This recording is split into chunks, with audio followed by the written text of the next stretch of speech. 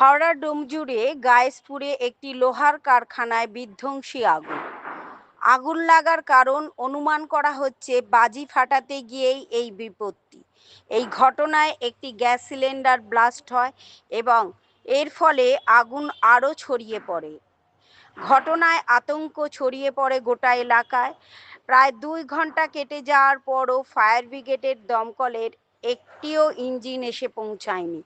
তাই নিয়ে ক্ষিপ্ত এলাকাবাসী। তারা জল দিয়ে আগুন নিয়ন্ত্রণে আনার চেষ্টা করছে, তবে এখনো আশা করছে জলের গাড়ি আসবে। এই ঘটনার খবর পেয়ে ছুটে আসে ডোমজুড় থানার পুলিশ এবং তারা সমস্ত বিষয়টি খতিয়ে দেখছেন। ঘন্টু গোপাল মণ্ডলের রিপোর্ট, জিএম নিউজ, হাওড়া।